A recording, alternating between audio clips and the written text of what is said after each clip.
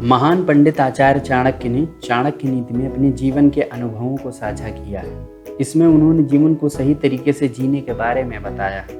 आचार्य चाणक्य को आज भारतीय इतिहास के महान विद्वानों में स्थान दिया जाता है। अगर उनकी बातों पर ध्यान दिया जाए तो व्यक्ति जीवन में कभी मात नहीं खा सकता।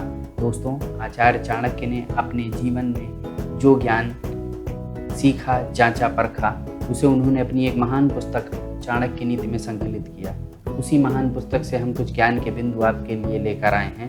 उम्मीद करते हैं कि इससे आप अपने जीवन में जो भी समस्याएं, बाधाएं उत्पन्न होंगी, उन्हें समाप्त करने में आपको सफलता प्राप्त होगी। तो इस महान पुस्तक में चाणक्य जी क्या कहते हैं? आचार्य कहते हैं कि 4 अनमोल वाक्य ऐसे हैं आचार्य चाणक्य के, जो हर व्यक्ति को गांठ बांध लेनी चाहिए और इनको समझना भी चाहिए, क्योंकि प्रकृति से ही व्यक्ति सीखता समझता है।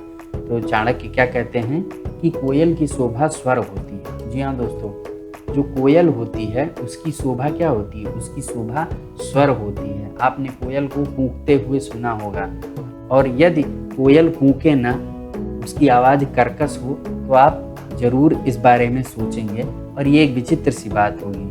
वही बात यहाँ आचार्य चाणक्य कहते हैं कि जो कोयल होती है उसकी शोभा स्वर होती है।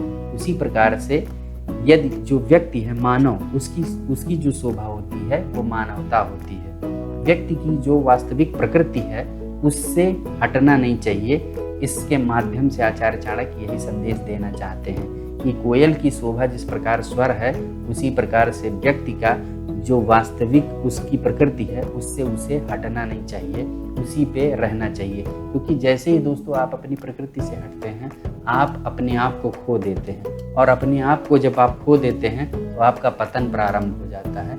यही बात आचार्य चाणक्य इस लाइन के माध्यम से स्पष्ट करना चाहते हैं। दूसरी जो महत्वपूर्ण बात आचार्य चाणक्य कहते हैं, वो कहते हैं स्त्री की शोभा पतिव्रता धर्म है।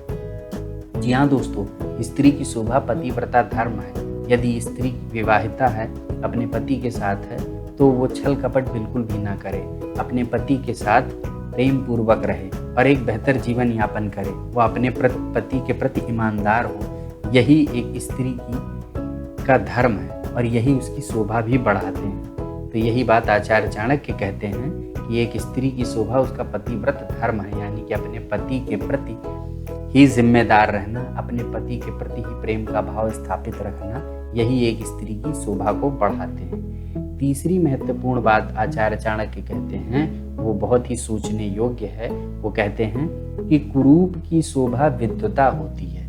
जी हाँ दोस्तों, वो कह रहे हैं कि यदि कोई व्यक्ति कुरूप है तो उसको विद्वान होना चाहिए। यदि वो विद्वान होगा तो उसकी शोभा अवश्य होगी। यानी कि यदि कोई कुरूप व्यक्ति भी है लेकिन वो विद्वान है तो उसकी शोभा जरूर रहेगी, वो जगह जगह सम्मान जरूर पाएगा। यही बात आचार्य चाणक्य कहते हैं कि कुरूप की शोभा विद्वता होती है। चौथी जो महत्वपूर्ण बात आचार्य चाणक्य कहते हैं, वो कहते हैं कि तपस्वियों की शोभा क्षमा होती है। जी हाँ, तपस्वी जो लोग होते हैं, यदि वो क्षमा ना करें, उनके अंदर क्षमाशीलता ना हो, तो उनके तपस्या करने का कोई फायदा नहीं, उनके तपस्या का कोई अर्थ नहीं। तपस्या तो व्यक्ति में शीलता का वास कर देती है। अतः तपस्वियों का जो मुख्य स्वभाव होना चाहिए वो क्षमाशीलता होनी चाहिए। यदि कोई उनके समक्ष कोई गलती कर दे तो उनके अंदर ऐसा भाव होना चाहिए कि वो उसे क्षमा कर दे। यही तपस्वियों की शोभा होती है, ऐसा आचार्य चाणक्य कहते हैं। तो आचार्य चाणक्य के चाणक्य नीति में दिए गए सूत्रों में 4 प्रमुख अनमोल वाक्य क्या हैं? एक बार हम उसे दोहरा लेते हैं। वो है कि कोयल की शोभा स्वर से, और स्त्री की शोभा पतिव्रत धर्म से, कुरूप की शोभा विद्या, और तपस्वियों की शोभा क्षमा। ये 4 महत्वपूर्ण बातें हैं जिन्हें हर बुद्धिमान व्यक्ति को अपने दिमाग में रखनी चाहिए और इनसे जीवन में लाभ प्राप्त करना चाहिए। दोस्तों, आज के इस वीडियो में बस इतना ही। धन्यवाद।